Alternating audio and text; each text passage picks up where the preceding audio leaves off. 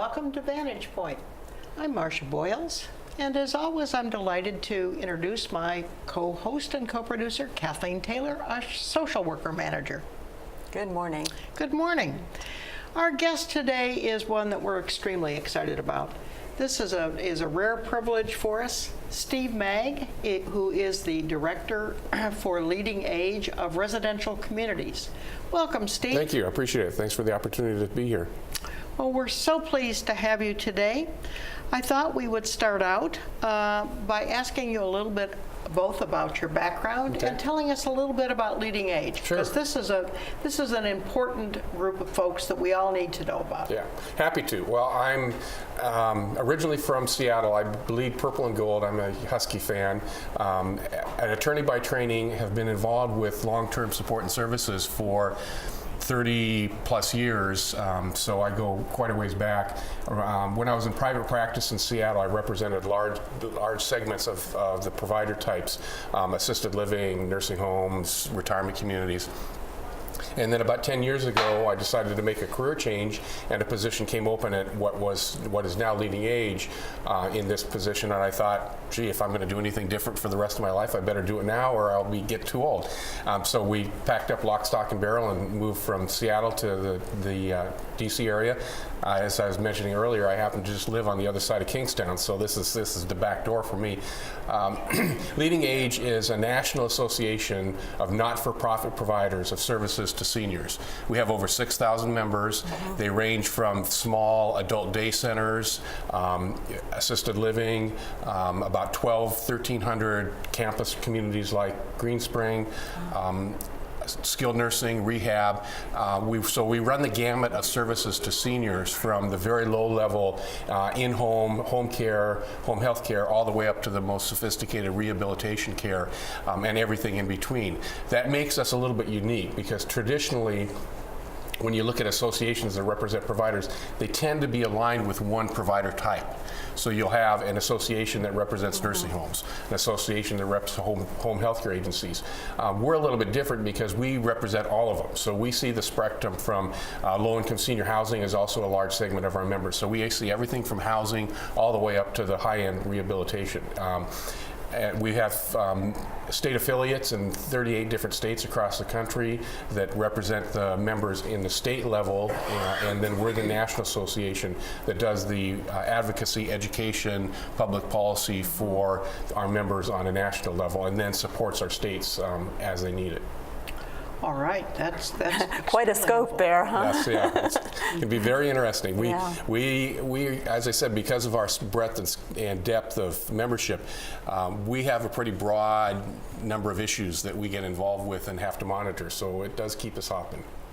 All right, Leading Age is responsible, really, Leading Age's role is advocacy and education and research. Right. Are those the primary? Those are the primary areas, yes. All right. Yeah, we have Leading Age itself, and we have a division, the Center for Aging Services Technology, which is a technology group that does research and promotes technology for senior services, both medical record kinds of things as well as in-home kinds of things, which will be one of the things I'll be talking about at my presentation at 11 o'clock, the whole technology side. Then we have the Center for Applied Research, which does research on issues related to senior care and supports that. So we're also affiliated with an international association that is a group that we have members in many European cities and countries, Australia, China, Japan.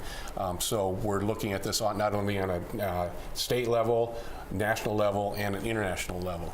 All right, that's very helpful, Steve. I think since you've mentioned the fact that we're doing something at 11, let's fill folks in on that. At 11 o'clock, we're having a community forum in the Akatink room. And the title of that is, What is the Future of CCRCs? Correct. And that also, I think the subheading of that was, Where is Green Spring headed? Kathleen, I think you had questions? I do. I have lots of questions.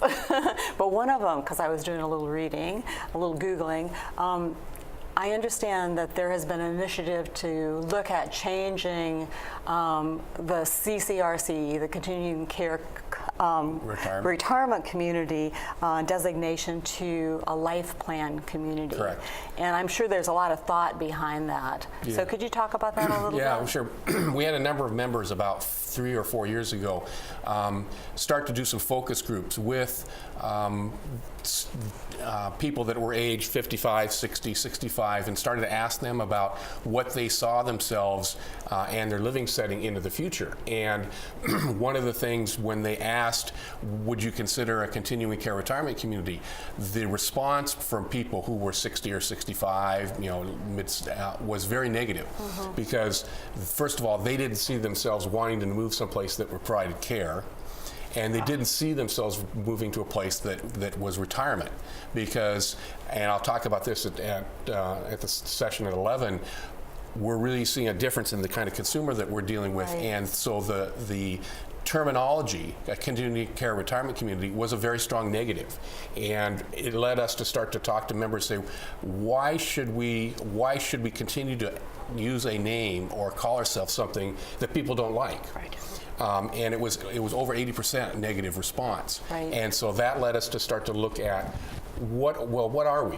What kind of terminology can we use that doesn't turn people off as soon as they hear it and is a little bit better descriptor? And so we spent about a year. We went through a lot of focus groups, a lot of research to try and come up with something that we thought would, along with some members, thought would better convey what we really are and what we're really offering. And the terminology that we settled on was life plan community, because that's really what we're doing here, is you're planning for your ahead. life, and it's a community. So Right. those, when we went back to the same focus groups and started to talk about that kind of terminology, it flipped. We now had 80% who were interested, Really? as opposed to Isn't 80% that were amazing? negative. So It is. we thought, why are we continuing to use words that if you're marketing out there and 80% of your people have a negative reaction, and you have to try and overcome that in order to get them interested in community, that just doesn't make any sense. Yeah. So is there a plan to kind of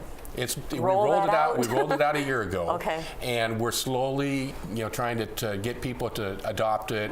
And we knew, I said at the time, this is an evolution, not a revolution. There's lots of facets of it that we need to do. People have to get comfortable with it.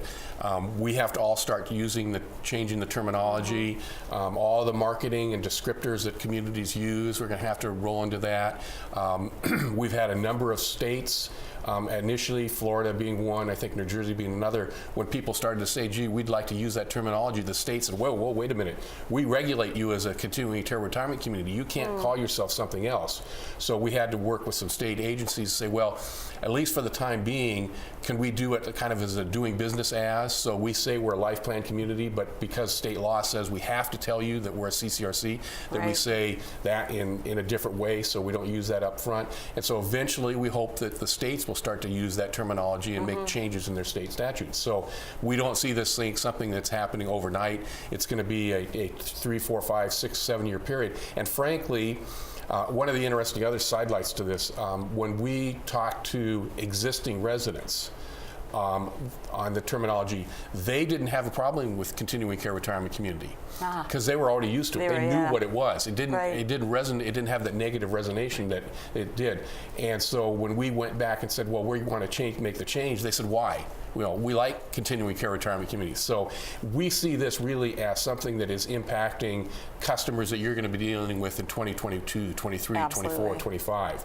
It's not necessarily designed to deal with your existing residents or even some of the residents that you're going to be dealing with in the future. But as you'll hear at 11 o'clock in my presentation, that's only a tip of the iceberg of the differences between who you've been serving in the past and who you're going to be serving in the future. Yeah. I really liked the change because I felt like it sort of addressed the change from a more medical model Yes. to a social model. Yeah, that's one of the components that we looked at, yeah. Yeah, and I think that makes a difference in terms of how residents see their role in the community, because with the medical model, you're kind of being done for, but with the social model, you feel like you have more personal responsibility for what's going on and for the community. Yes, yep. So I'm excited about that change. Oh, nicely put. Yeah.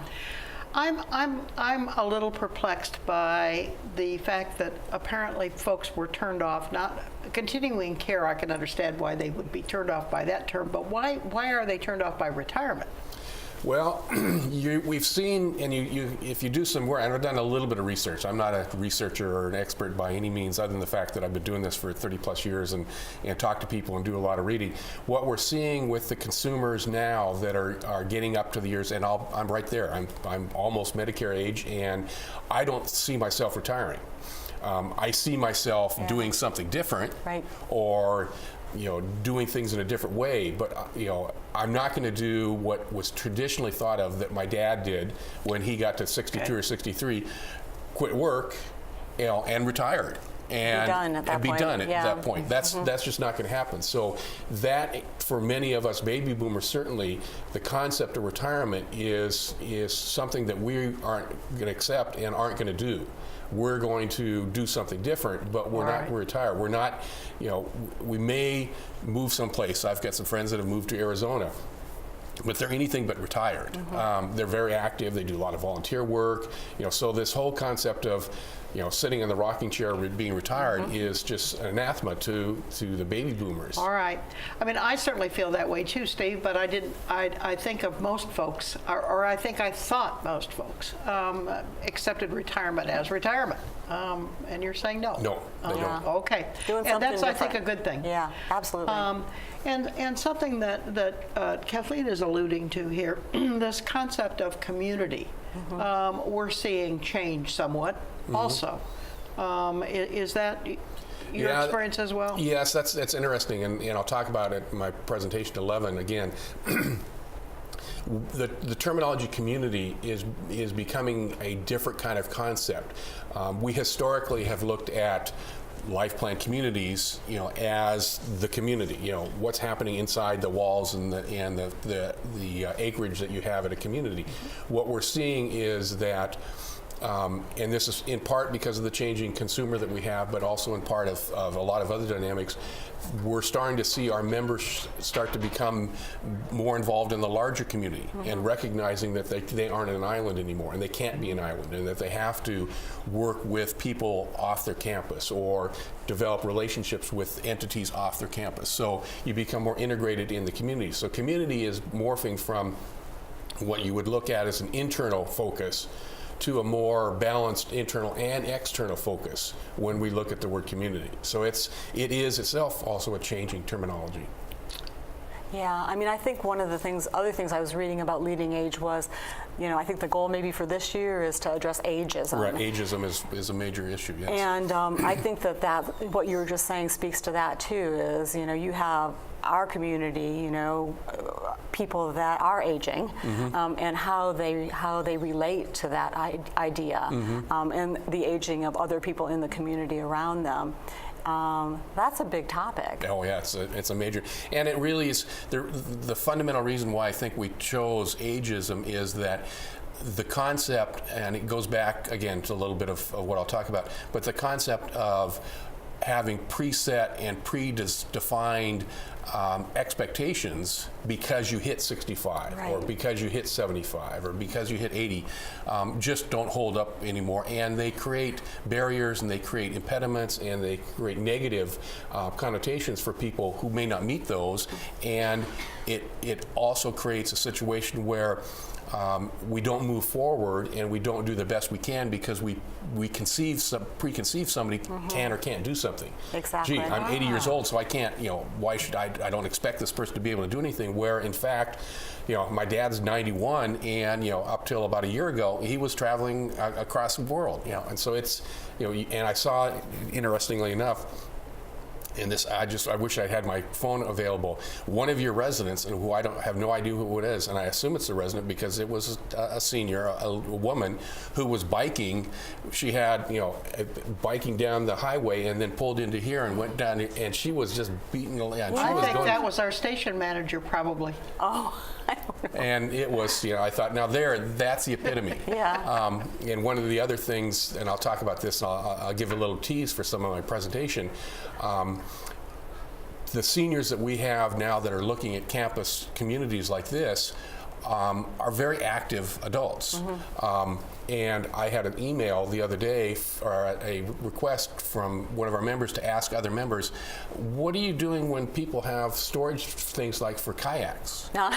You know, and that's, you know, we don't think of somebody Right. that's moving into a community that's going to have a kayak, because that ageism concept that we have says that, well, they're 75 years old. They're too old They're to be not gonna do that. kayaking, and Absolutely. that just doesn't work.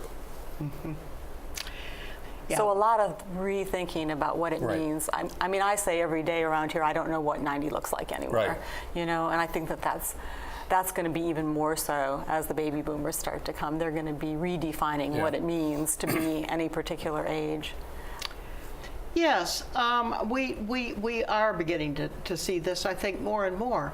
Are you going to be talking today about the fact that particularly those folks now in their 90s, the greatest generation, and how much different that generation is from the baby boomer, or even from the sort of middle generation? That's one of the key things I'll be talking about today is, and I think one of the key drivers of what's happening with services to seniors is the demographic change and the different cohorts that we're dealing with, and that's a major component of what I'll talk about later this morning.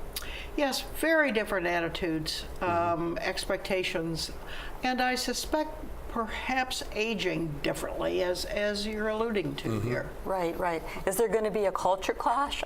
There you go. No, to be honest with you, I've had many conversations with members across the country who are having a culture clash internally, because they still have, you know, a lot of seniors that are in their late 80s and 90s, and their culture and their thoughts and their desires are markedly different than people that are moving in that are 10, 15 years younger. And it's not unheard of to have some tension in a community because of the demands that one group that's moving in versus the demands and preferences of the existing residents that have been there for 5, 10, 15 years. I think one manifestation of this, one very clear manifestation, is the use of technology, cell phones in the dining room kinds of things.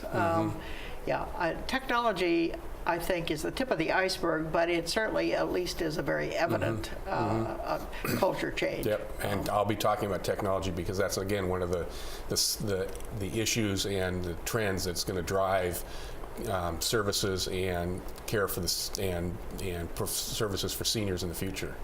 Both in terms of home-based technology and Yes. all right, personal use and CCR Yes. use.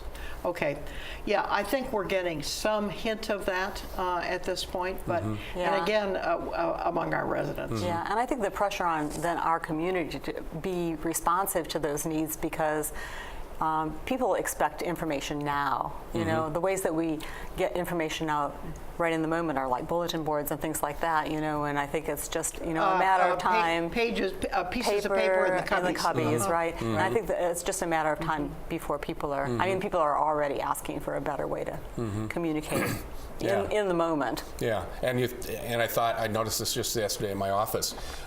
We've got little slots for mail that, you know, they sort the mail and put in little slots, and I've probably have 5 or 6 days in a row where I didn't get any mail.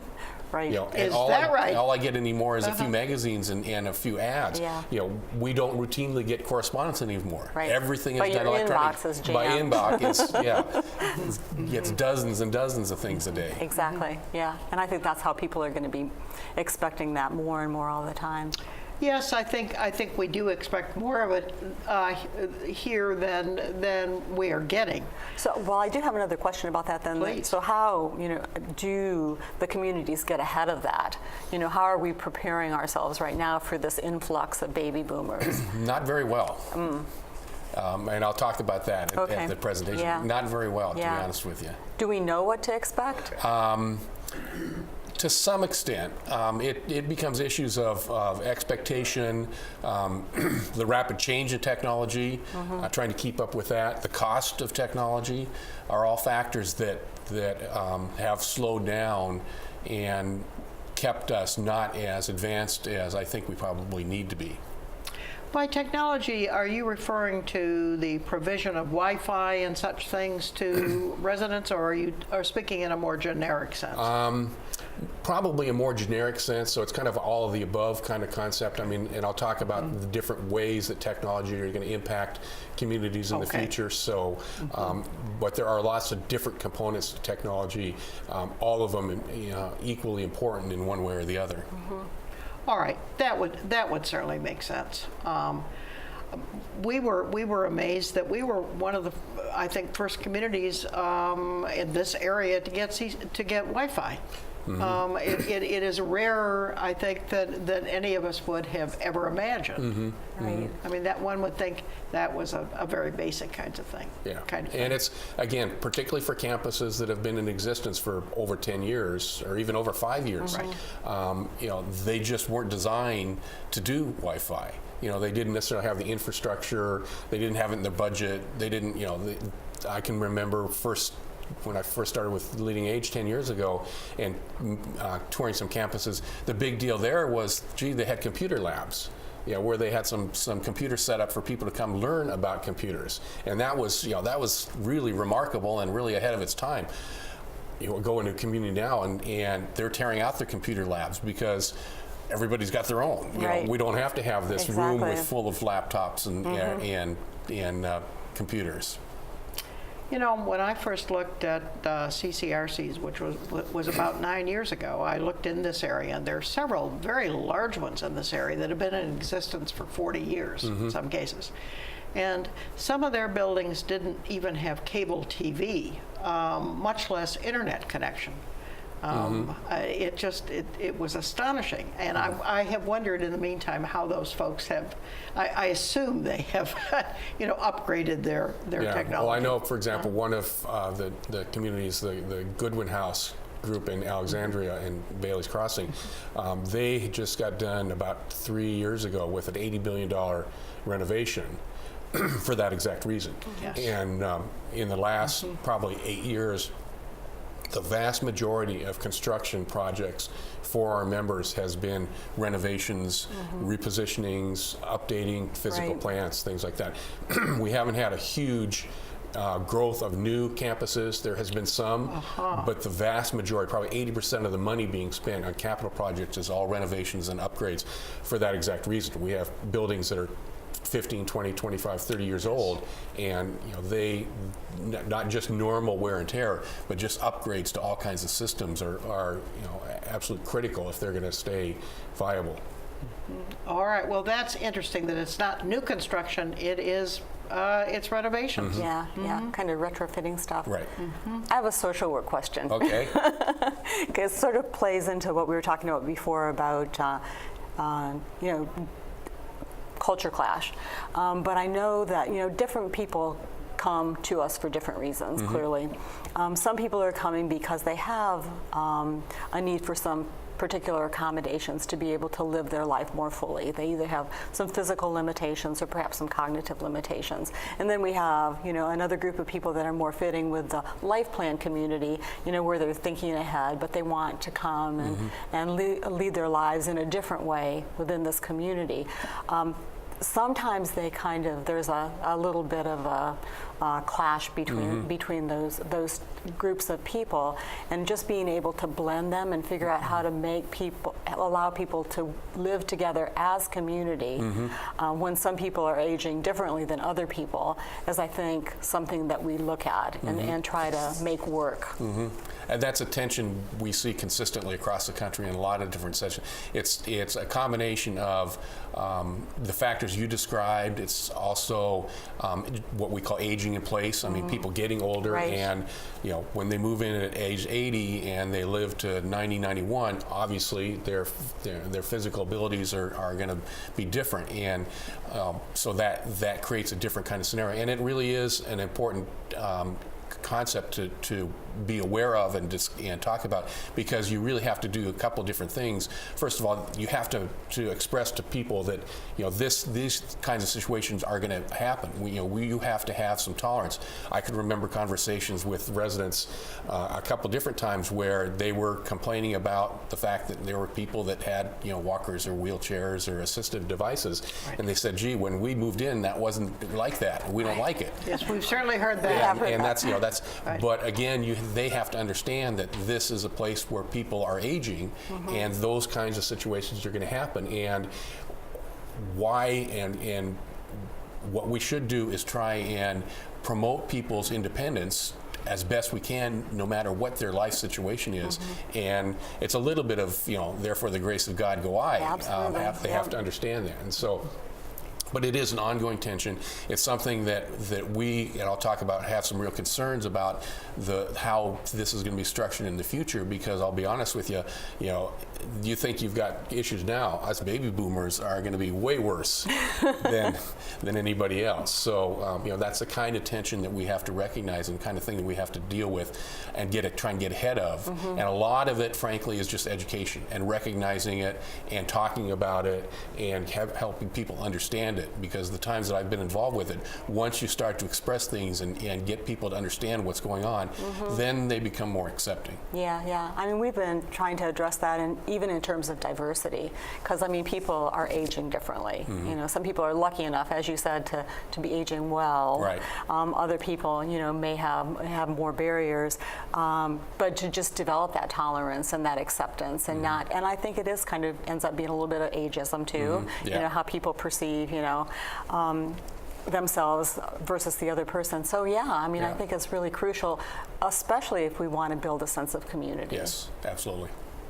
One of the things that I think has been a great point of tension, and which we have really spent some considerable time and effort trying to address, is the issue of people coming in with fairly severe disabilities, both cognitive and physical.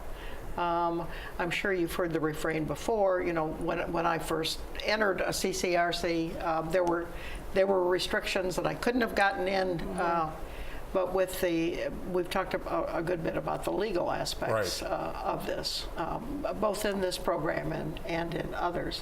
So it clearly has been a point of and that's, concern. You know, that tension and that, you know, protection of somebody who has a disability is what the basis is. You know, is part of the legal structure, and you know, it becomes not an issue of, gee, does they have a disability? It becomes an issue, can they live here safely and meet the requirements of residency? Right. Yes, and that certainly puts that creates different tensions, I think, in a community. But again, I like the fact that you're talking about the sense of community and what this means, and the fact that it is changing. That's one of the strengths of the whole concept. I mean, and that's one of the things that I'll talk about is that no matter what age group you're talking about and what age cohort you're talking about, one of the strongest things that we have is that social community that these kind of campuses promote. Absolutely. And that's one of the messages that we have to get out and emphasize even more importantly, because it's going to be a real driver into the future. Well, Steve, I think this is terrific. We're certainly on the same page here with that, and we're all looking forward to the 11 o'clock presentation.